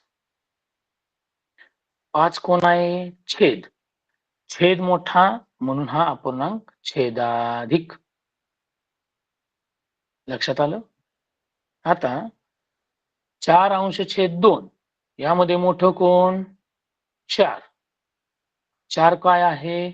अंश, म्हणून हा अंशाधिक अपूर्णांक. अंश मोठा म्हणून अंशाधिक अपूर्णांक. आता 6/11 यामध्ये मोठं कोण? 11. 11 कोण आहे? छेद, म्हणजे हा छेद मोठा म्हणून छेदाधिक अपूर्णांक आहे. हा छेदाधिक अपूर्णांक आहे. यावरून आता लक्षात आलं असेल अंशाधिक अपूर्णांक आणि छेदाधिक अपूर्णांक आपल्याला समजून घ्यायचे आहेत आणि ते ओळखता पण येणार आहेत. पुढचा जो भाग आहे तो सममूल्य अपूर्णांक. आता आपण पाहिलं अंशाधिक अपूर्णांक आणि छेदाधिक अपूर्णांक. आता आपण पाहणार आहोत सममूल्य अपूर्णांक. मगाशी आपण पूर्ण, पाव, अर्धा आणि पाऊण पाहिला. त्यावेळेला या अपूर्णांकाची आपल्याला तिथं या अपूर्णांकाची आपल्याला ओळख आहे, गरज आहे, लक्षात येईल. आता सममूल्य अपूर्णांकामध्ये समान मूल्य किंवा समान किंमत असणाऱ्या अपूर्णांकांना सममूल्य अपूर्णांक असं म्हणतात. हे अपूर्णांकच आहेत, मात्र ह्या अपूर्णांकांची किंमत समानच असते. आता पहा, अपूर्णांकांची किंमत समान असते म्हणजे काय? तर दिलेल्या अपूर्णांकाचा पूर्ण आणि अंशात्मक रूप म्हणजे छेद आणि अंश कसे असणार आहेत? समान असणार आहेत. म्हणजे त्याची दिसणारी व्हिज्युअलायझेशन प्रत्यक्ष दृष्टीची जी आकृती असणार आहे ती समान असणार आहे. ती समान कशी असणार आहे ते आपण इथं एका आकृतीच्या दृष्टिकोनातून समजून घेऊया. आता इथं तुम्हाला समोर दिसतंय 1/2, 2/4 आणि 4/8 असे 3 अपूर्णांक दिसत आहेत. त्या 3 अपूर्णांकाच्या दृष्टिकोनातून खाली आकृत्याही दिलेल्या आहेत स्पष्टीकरणासाठी. 1/2 पहिल्या अपूर्णांक पाहिल्या माझ्या लक्षात येते असा अपूर्णांक किंवा अशा आकृती आहे की ज्याचे समान 2 भाग केलेत आणि त्यापैकी एक भाग घेतलेला आहे किंवा रंगवलेला आहे. पहा पहिली आकृती, पहिलं वर्तुळ जे आहे ते पांढरं, त्याच्या खाली दुसरं वर्तुळ आहे जे की रंगवलेलं आहे आणि त्याचा अर्थ आहे जे दुसरं वर्तुळ आहे खालच्या बाजूला ते वर्तुळ सांगतंय की तो 1/2 आहे. म्हणजे मला ते पांढरे दिसत आहेत ते सगळे पूर्ण आहेत आणि खाली दिसत आहेत ते अपूर्ण आहेत. म्हणजे 2 नंबरच्या ओळीला जे दिसत आहेत ते सगळे अपूर्ण आहेत. त्याच्यासाठी मला दिसणारे जे पूर्ण आहेत ते वरती आहेत. समजण्यासाठी ही आकृती आहे. म्हणजे मला प्रत्येक वेळेला अपूर्ण दाखवताना पूर्ण लक्षात आला पाहिजे असला पाहिजे म्हणून आपण ते व्हिज्युअलायझेशनला समोर ठेवले. मग माझा 1/2 कसा दिसतोय? समान 2 भाग केलेत त्यासारखा एक भाग जो रंगवलेला आहे. पहा दुसरी आकृती आहे 2/4 म्हणजे असा पूर्ण आहे की ज्याचे मी समान 4 भाग केलेत आणि त्या 4 समान भागासारखे 2 घेतलेत. रंगवलेली आकृती पहा, 4 समान भागासारखे 2 भाग घेतलेत. तिसरी आकृती पहा 4/8 त्यामध्ये एका माझ्या पूर्णचे मी समान 8 भाग केलेत आणि त्या 8 समान भागासारखे मी 4 भाग घेतलेत. एकूण 4 भाग घेतलेत आणि ते 4 भाग मला दृश्य स्वरूपामध्ये आकृतीत खाली दिसत आहेत. रंगवलेले 1, 2, 3, 4 भाग. आता तुम्हाला शेवटच्या 3 आकृतीचा पाहिल्या निरीक्षण केलं असता तुम्हाला लक्षात येईल तिन्ही आकृतीतले जर भाग काढून टाकले म्हणजे भागाच्या रेषा काढून टाकल्या तर तिन्ही आकृत्या तुम्हाला समान दिसतील, एकसारख्या दिसतील. म्हणजे त्या तिन्ही आकृत्या एकसारख्या आहेत. हॅलो सर, हा मगासारखी स्क्रीन परत आणखी हे झाली. अरे सॉरी, परत एक्सप्लेन करावं लागेल. ठीक आहे, करूया.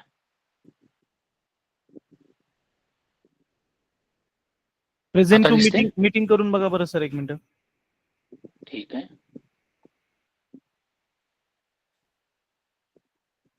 मीटिंग आयडी मागतो ते. सांगतो मी तुम्हाला आयडी. असंच 2 स्लाइड आहेत आता, घेऊया. बरं ठीक आहे, चालतंय, करा.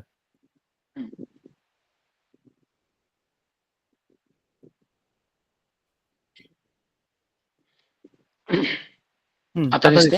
दिसतंय. पुन्हा घेऊया आपण पाहतोय सममूल्य अपूर्णांक. सममूल्य अपूर्णांकामध्ये समान मूल्य किंवा समान किंमत असणारे अपूर्णांक, ज्याची किंमत समान आहे असे वेगवेगळे अपूर्णांक, वेगवेगळ्या आकृत्या की ज्याची किंमत किंवा मूल्य समान आहे. मग ते अपूर्णांक कसे असतात हे आपण इथं आकृतीच्या सहाय्यानं पाहतोय. इथं आपण उदाहरण दाखवत सममूल्य अपूर्णांक घेतलेत 1/2, 2/4, 4/8. आता पहा हे अपूर्णांक समान मूल्याचे किंवा समान किमतीचे आहेत हे आपल्याला समजून घ्यायचं आहे. मग वरच्या ओळीमध्ये 3 पांढऱ्या आकृत्या आहेत, खालच्या ओळीमध्ये 3 रंगवलेले भागाच्या आकृत्या आहेत. समजून घेऊया. वरच्या ज्या आकृत्या आहेत त्या फक्त आपल्याला पूर्ण लक्षात येण्यासाठीच्या आहेत. मग 1/2 साठी माझा पूर्ण आहे असा पूर्ण की ज्याचे मी समान 2 भाग केलेत आणि त्या भागासारखा एक भाग घेतला म्हणजे 1/2. दुसऱ्या आकृतीमध्ये 2/4 तर असा माझा पूर्ण आहे की ज्याचे मी समान 4 भाग केलेत आणि त्या 4 समान भागासारखे मी 2 भाग घेतलेत. त्याच्या खालची आकृती रंगवलेली 4 समान भागासारखे 2 भाग. आणि तिसरा जो अपूर्णांक आहे 4/8 असा अपूर्णांक हा माझा पूर्ण असा आहे की ज्याचे समान मी 8 भाग केलेत आणि अपूर्णांक 4/8 खाली दिसतोय की या 8 समान भागासारखे मी 4 भाग घेतलेत रंगवलेले. म्हणजे पहिल्या, दुसऱ्या आणि तिसऱ्या शेवटच्या आकृत्या ज्या आहेत त्यातील पहिली, दुसरी, तिसरी आकृती रंगवलेली आपल्याला दिसते आहे. जर त्यातले भाग केलेले रेषा काढल्या तर त्या तिन्ही आकृत्या आपणास समान दिसत आहेत, एकसारख्या दिसत आहेत. म्हणजे त्या तिन्ही आकृत्या समान आहेत म्हणजे त्याची किंमत, त्याचं मूल्य सारखं आहे. म्हणून 1/2, 2/4, 4/8 हे सममूल्य अपूर्णांक आहेत. आता हेच आपण अधिक स्पष्टतेनं पाहूया कसे आहेत.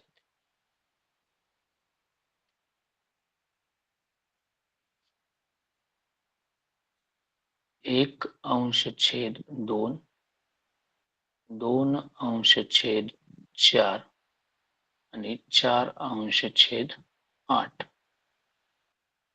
पहा आता समान मूल्य किंवा समान किंमत ही कशी तयार होते पाहूया.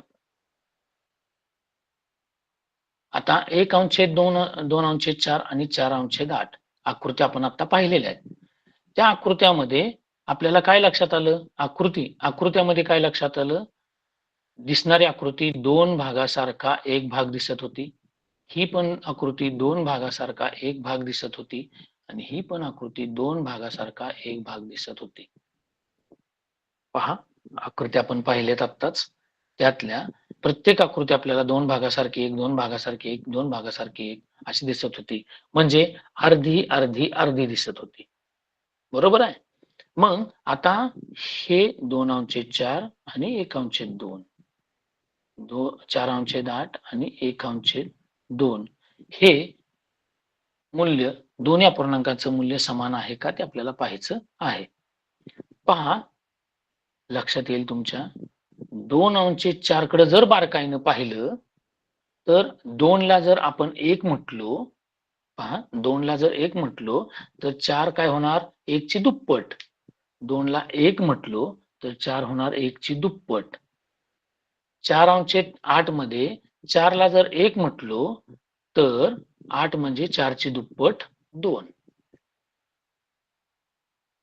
म्हणजे 2/4 मला आकृतीच्या रूपामध्ये 1/2 दिसतोय, मगाशी आपण ह्याच्यापूर्वी पाहिलं. मात्र संख्येच्या रूपामध्ये 2/4 म्हणजेच 1/2, 4/8 म्हणजेच 1/2 लक्षात आलं असेल तर पहा, हे आपल्याला रीतीच्या स्वरूपामध्ये माहित आहे. काय माहित आहे, 4/8 म्हणजे 4 एके 4 आणि 4 दुनी 8. लक्षात आलं का? म्हणजे 4/8 हा 1/2 समान बरोबर आहे. मग अशा अपूर्णांक आपल्याला पाहायचे आहेत. 2/4,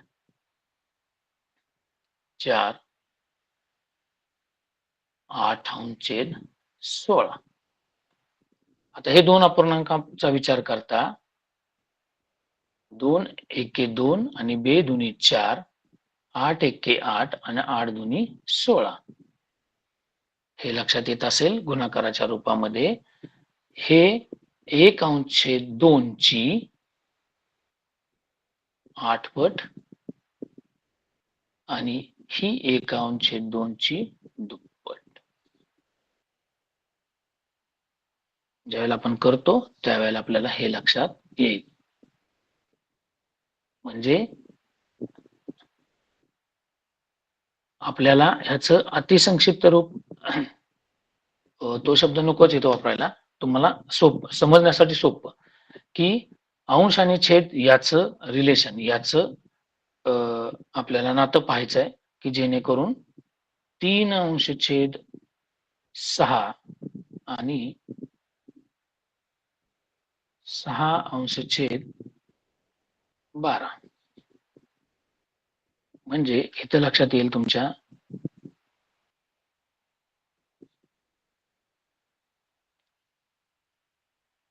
1/2. 3 एके 3, 3 दुनी 6, 6 एके 6 आणि 6 दुनी 12. म्हणजे हाही अर्धाच आहे आणि हा सुद्धा अर्धा आहे. आता हेच आणखीन उदाहरणाच्या दृष्टिकोनातून पाहूया.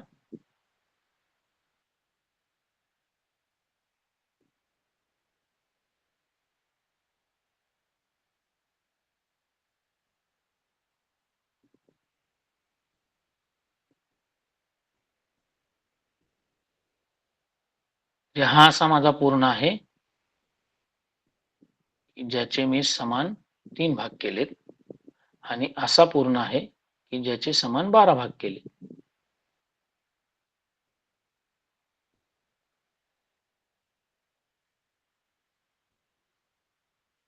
ओके, म्हणजे हा दिसताना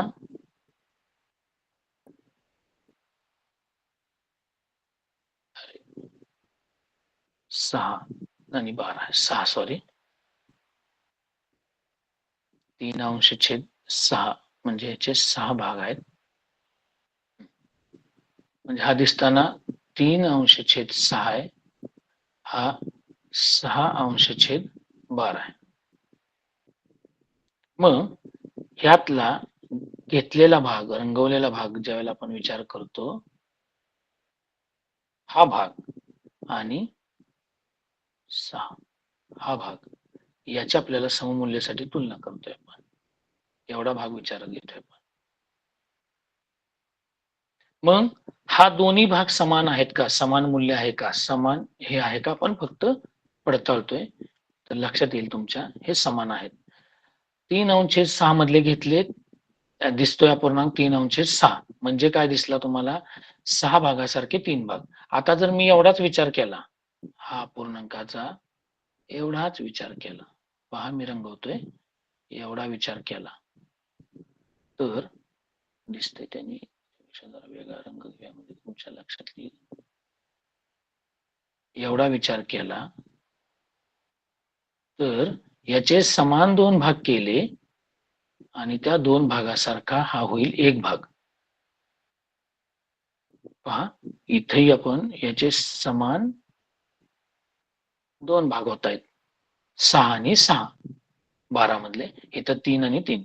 तर ह्या 2 समान भागासारखा 1 भाग म्हणजे 3/6 म्हणजेच 1/2, 6/12 म्हणजेच 1/2. हे तुमच्या लक्षात आलं असेल. तर अशा पद्धतीनं सममूल्य अपूर्णांक हे या पद्धतीनं आपण पाहत आहोत आणि हे लक्षात येत असेल. आता सममूल्य अपूर्णांकानंतर पूर्णांकयुक्त अपूर्णांक, छेदाधिक अपूर्णांक मगाशी आपण पाहिलेत, अंशाधिक अपूर्णांक पाहिलेत. आता आपण पूर्णांकयुक्त अपूर्णांक पाहूया. छेदाधिक अपूर्णांक, अंशाधिक अपूर्णांक, समच्छेद अपूर्णांक आणि सममूल्य अपूर्णांक यामध्ये आपणास पूर्णांकयुक्त अपूर्णांक हा घटक लक्षात येईल. आता पूर्णांकयुक्त अपूर्णांक शब्द पहा, पूर्णांकयुक्त म्हणजे पूर्ण आणि अपूर्ण असे दोन्ही आहेत. पूर्णांकयुक्त म्हणजे पूर्ण पण आहे आणि अपूर्ण पण आहे, दोन्ही भाग आहेत. मग आता इथे एक उदाहरण घेतले, 2 पूर्ण 3/5. 2 पूर्ण 3/5 हा अपूर्णांक आहे. हा अपूर्णांक आपल्याला कसा दिसतोय, मला अपूर्णांक दिसला पाहिजे ना पटकन. मग आता पूर्णांक तर मला दिलेलाच आहे 2. आता अपूर्णांक दिलाय 3/5 म्हणजे मला लगेच लक्षात येते, काय लक्षात येते की माझा पूर्ण जो दिलाय तो कसा आहे की ज्याचे समान 5 भाग केलेले आहेत. 3/5 म्हणजे काय, माझा पूर्ण कसा आहे की ज्याचे समान 5 भाग केलेले आहेत. मग मला इथं पूर्ण किती दिलेत, 2. अपूर्ण किती दिलेत, 3/5.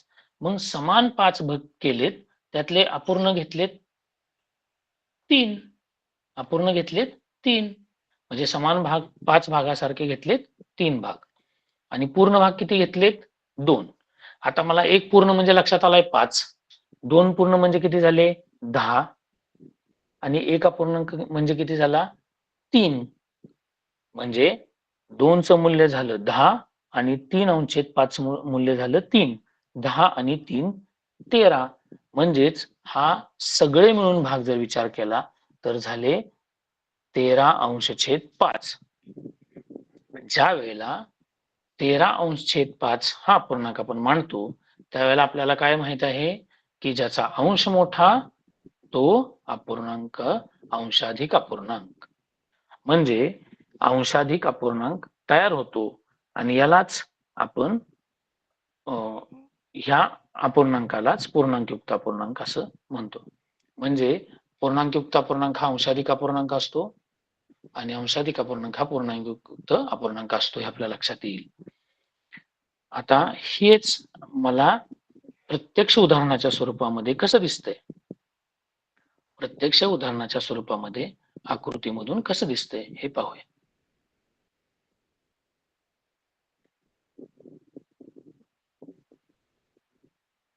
काय पाहिलं आपण आता, 2.3/5 2.3/5 हा पूर्णांक आपण पाहतोय. हा पूर्णांकयुक्त अपूर्ण आहे का, तर इथं 2 पूर्ण आहेत आणि 3/5 हा अपूर्ण आहे. आता एवढ्याचा विचार मी केला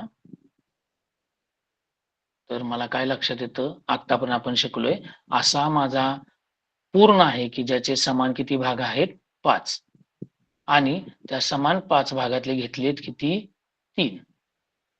ओके, हा माझा अपूर्णांक लक्षात आला. मग आता मी विचार करणार आहे माझ्या 2 पूर्णचा विचार करणार. तो काय झाला बघा, जर समान 5 भाग असणारा एक पूर्ण आहे तर माझ्याकडे असे किती पूर्ण आहेत, 2 पूर्ण आहेत. म्हणजे 5+5 म्हणजे माझा 2 पूर्णचे किती भाग झाले, एकूण 10. म्हणजे ह्या 2 चे किती भाग झाले, 10, आणि अपूर्णांकाचे 3 असे मिळून 10 आणि 3 13 भाग झाले.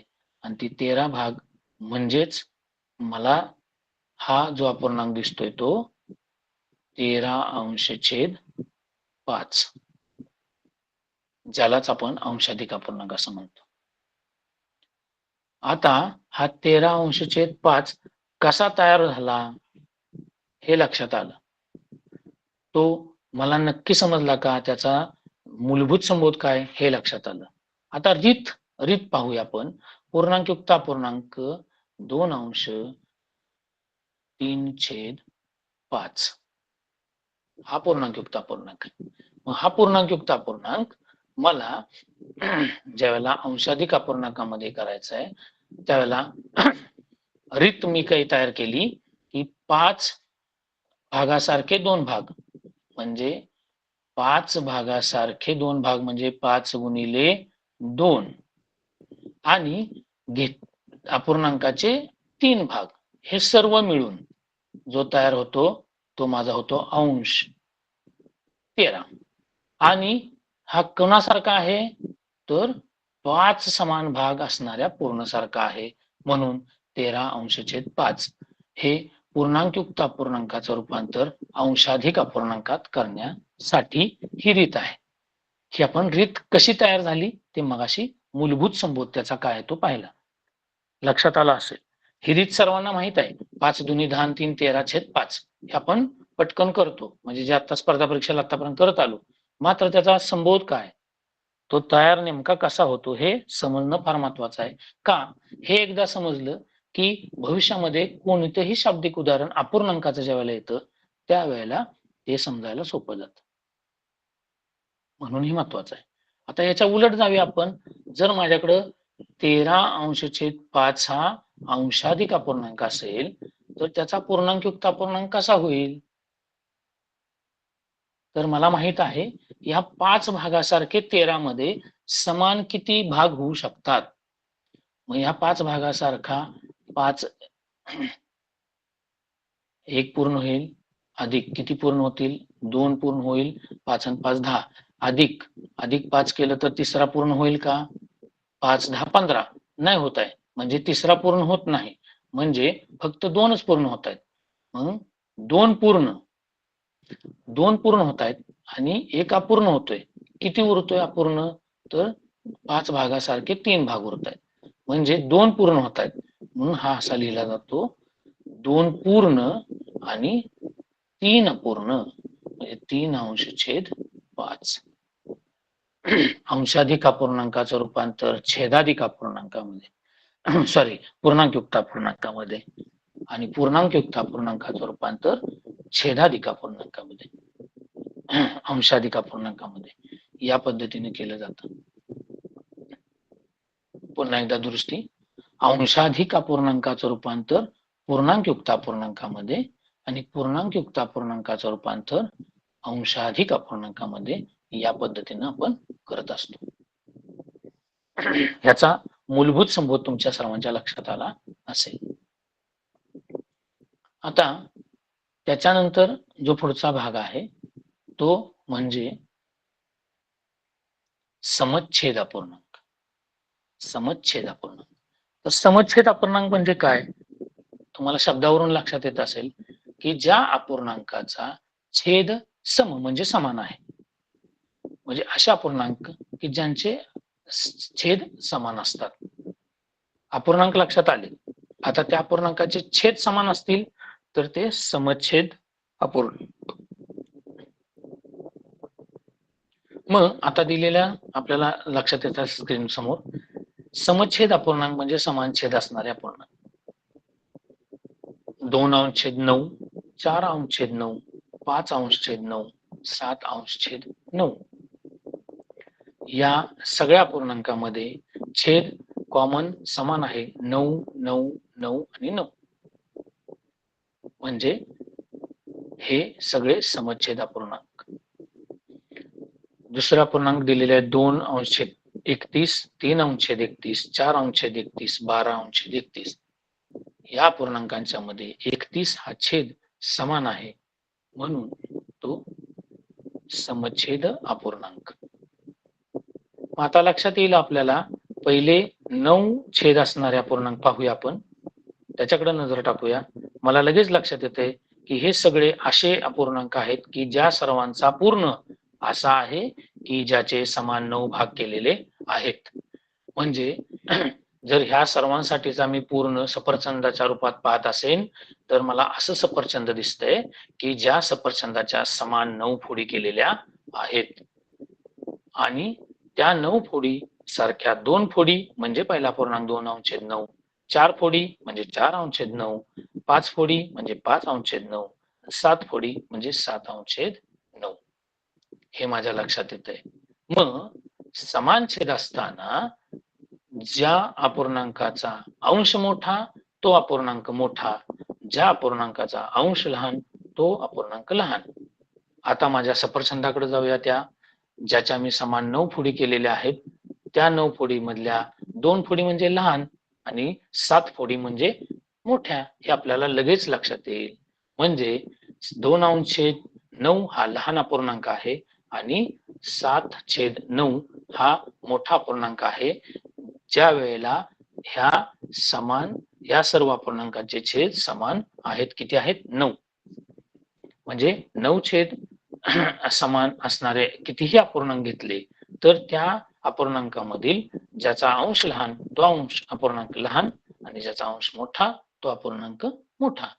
मग एकदा लहान समजला, एकदा मोठा समजला की आपल्याला त्या अपूर्णांकाचा चढता क्रम आणि उतरता क्रम लावणं सोपं आहे. तसंच 2/31 हा अपूर्णांक 3/31, 4/31 आणि 12/31 हे अपूर्णांक पाहिले. मला उन्हाळ्यामधील कलिंगड आठवते. त्या कलिंगडाचे मी समान 31 भाग केले. त्या 31 भागातले समान 2 भाग, समान 3 भाग, समान 4 भाग आणि समान 12 भाग मला समोर दिसत आहेत.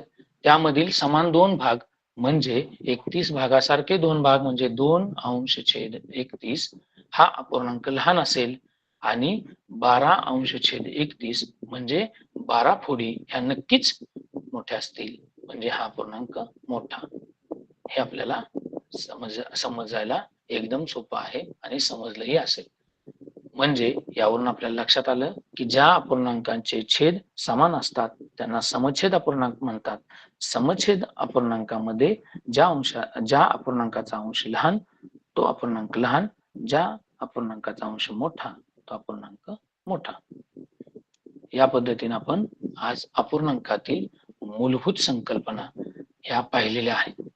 यावरील उदाहरणं, यावरील येणाऱ्या ज्या काही प्रश्न असतात त्या प्रश्नांमध्ये बेसिक जे प्रश्न असतात त्या प्रश्नाचं फक्त व्हिज्युअलायझेशन आपण आता इथं पाहतोय. पाहूया. प्रश्न विचारला जातो की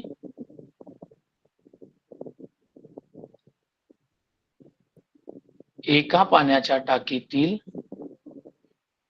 3/5 भाग वापरला तर किती भाग पाणी शिल्लक आहे?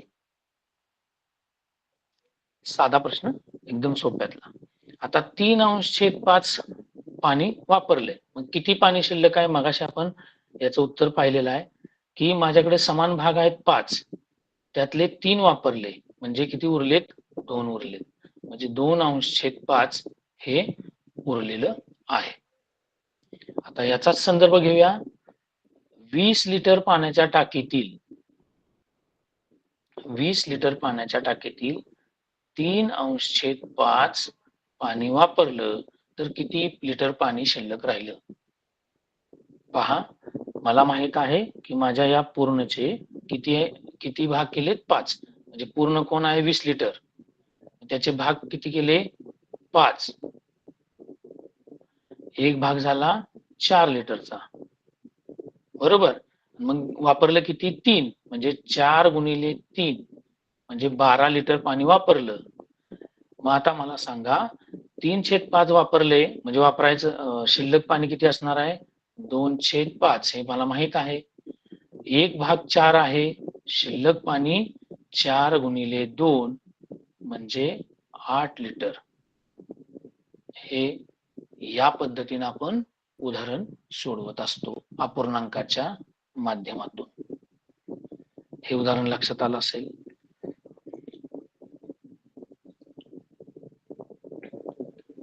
50 पानी पुस्तक आहे, त्यातील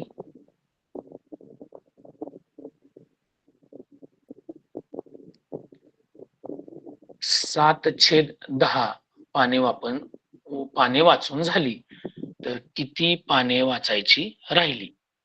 उदाहरण पहा. 50 पानाचं पुस्तक आहे, त्यातील 7/10 एवढी पानं वाचून झाली, किती पानं वाचायची राहिली? पुस्तकातील पानं दिलेली आहेत 50. म्हणजे मला एक गोष्ट लक्षात आहे की माझा पूर्ण कोण आहे? 50. पण तो कसा आहे की ज्याचे समान किती भाग केलेत? 10. म्हणजे 50 चे समान जर मी 10 भाग केले तर एक भाग मला लक्षात येतोय 5चा.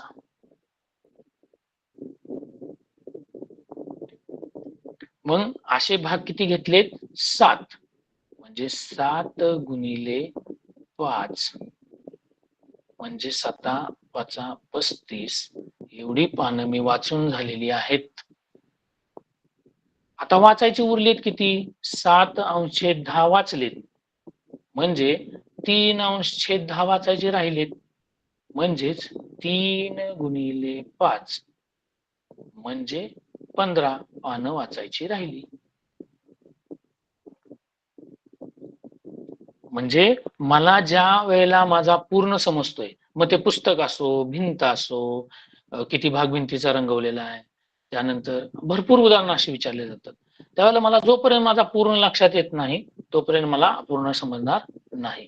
अशा पद्धतीनं आपल्याला हा अपूर्णांक हा घटक अतिशय सोप्या पद्धतीनं पाहता आला. आणि त्या मध्ये आपण नेमकं काय शिकलो पुन्हा एकदा पाहूया. अपूर्णांक म्हणजे काय, अपूर्णांकामध्ये पूर्णांक काय असतो, अपूर्णांक काय असतो पाहिलं. त्यानंतर अपूर्णांकाचं वाचन अंश आणि छेद या पद्धतीने आपण करतो. अंश म्हणजे काय, छेद म्हणजे काय हे पाहिलं. अपूर्णांकाचा अर्थ विविध प्रकारे आपण समजून घेतलेले आहेत. अपूर्णांकामध्ये 7/9 म्हणजे 7 काय, 9 काय, 7/9 कसा तयार होतो वगैरे वगैरे आपण पाहिलेलं आहे. त्यानंतर व्यवहारामध्ये आपल्याला पूर्ण, अर्धा पाव आणि पाऊण नियमित वापरतो आपण. ते म्हणजे काय, त्याची संकल्पना म्हणजे काय, केव्हा आपण त्याला पूर्ण, अर्धा पाव आणि पाऊण म्हणायचं, ज्या वेळेला त्याचे समान 4 भाग केले जातात त्यावेळेला आपण पाव, अर्धा आणि पाऊण वापरत असतो. त्यानंतर अंशाधिक अपूर्णांक म्हणजे काय, छेदाधिक अपूर्णांक म्हणजे काय आपण पाहिलं. ज्याचा अंश मोठा छेदापेक्षा, इथं तुलना आपण अंश आणि छेदाची करतोय. त्यानंतर सममूल्य अपूर्णांक, वेगवेगळे अपूर्णांक, अनेक अपूर्णांकांच्या मध्ये आपण तुलना करणार आणि त्यातले सममूल्य अपूर्णांक आपण बाजूला काढणार किंवा सममूल्य अपूर्णांक ओळखणार. त्यानंतर पूर्णांकयुक्त अपूर्णांक, एक पूर्ण आणि एक अपूर्ण, म्हणजे एक पूर्ण आणि एक छेदाधिक अपूर्णांक असे मिळून आपल्याला पूर्णांकयुक्त अपूर्णांक तयार होतो आणि त्याचा पुढे जाऊन अंशाधिक अपूर्णांक तयार होतो. मग पूर्णांकयुक्त अपूर्णांकाचं रूपांतर अंशाधिक अपूर्णांकामध्ये आणि अंशाधिक अपूर्णांकाचं रूपांतर पूर्णांकयुक्त अपूर्णांकामध्ये आपण उदाहरणाच्या माध्यमातून केलं. सगळ्यात शेवट पाहिलं आपण समच्छेद अपूर्णांक. ज्या अपूर्णांकांचे छेद समान असतात ते सर्व समच्छेद अपूर्णांक. त्यामध्ये ज्याचा अंश लहान तो अपूर्णांक लहान, ज्याचा अंश मोठा तो अपूर्णांक मोठा, चढता क्रम उतरता क्रम पाहिलं. अशा पद्धतीने आपण आज अपूर्णांक हा घटक अतिशय सोप्या पद्धतीनं कसा समजेल यासाठी आपण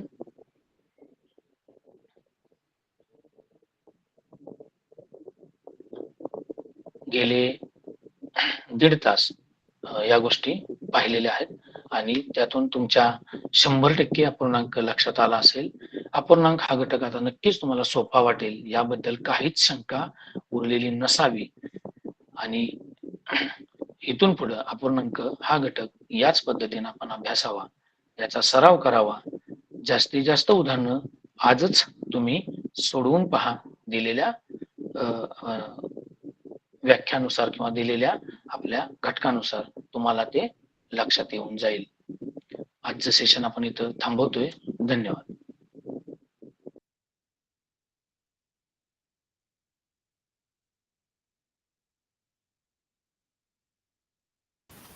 धन्यवाद सर.